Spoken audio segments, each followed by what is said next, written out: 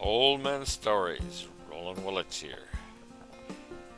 Let's hear a whiff of Jeff Young.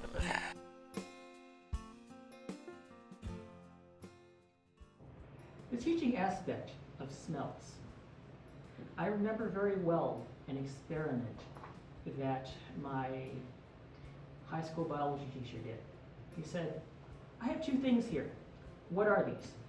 And he holds up two very pale pieces of material that are obviously sliced from something. And people near the front of the room, one of them being me, said, well, that one looks like a potato, I think. He said, yes, this is a potato. And what about the other one? And somebody else said, that's an apple. Good. In today's lesson, I'm going to show you that your sense of smell affects your sense of taste. And there is a long scientific explanation for this that you can find in Wikipedia or in the book that we are writing as a companion to this, but I'm not going to go into it here. The idea here was that he had people blindfolded, and then he had them stick nose plugs in their nose. And he said, okay, one of you is going to be the blind taste test person, literally. And the idea was the person who was given the test would hand the person the potato or the apple first. You weren't told which it was, 3 separate times, and record down each time which one they gave that person. And the person who was taking the blind taste test had to identify which was which. And as the blind taste test person, I could tell you, despite the fact you know that potatoes and apples have very different taste and texture, this was a dried apple, and this was a very wet potato. And no matter that I knew inherently what I was getting, I could not tell you which was which. And he said, okay, now, second half of the test, we're going to do this again. Unplug your nose. Testers, give the people the item in the same order they did the first round of the test. And immediately, on the first bite, you could tell this was the apple. You could tell this was the potato. And the reaction from the class, from the blind taste testers, was simply, that's really weird. Why does that work? And the answer for this, in the short form, is that our sense of smell affects our sense of taste, because there are receptors in your nose that work with your taste buds in combination. So, for people who think things taste strange or differently, check to see if they have a head cold. You never know, that might be the case. Do I have time to do another quick addition to that? Yes, I do. Speaking of food and taste, I love cooking. I've said this in a number of shows in the past. And this is a story about meatballs.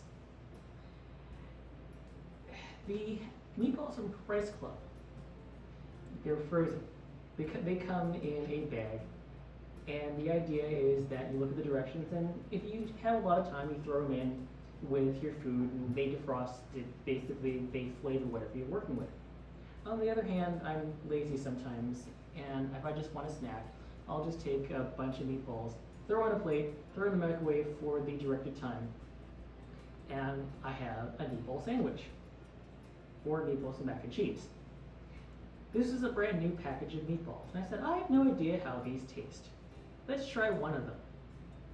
So I take this pirate chafing dish, and toss a meatball in there, and I throw it in the microwave. I look at the direction that says, okay, put these in for 4 to 6 minutes. Not a problem. I'll go back to the computer, just in the middle of something. And Laura says, what are you making in the microwave? I said, meatballs.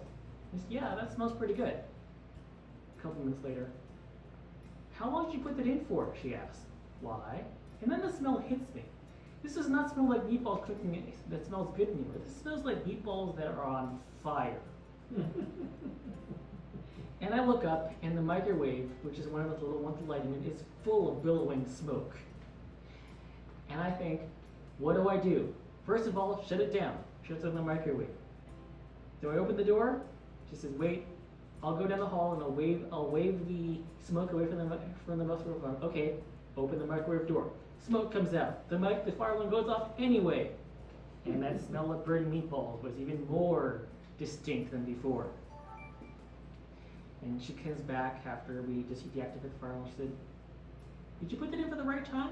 I said, yes. I said, how many meatballs you put in? You put one meatball in there? And I said, yes, I did.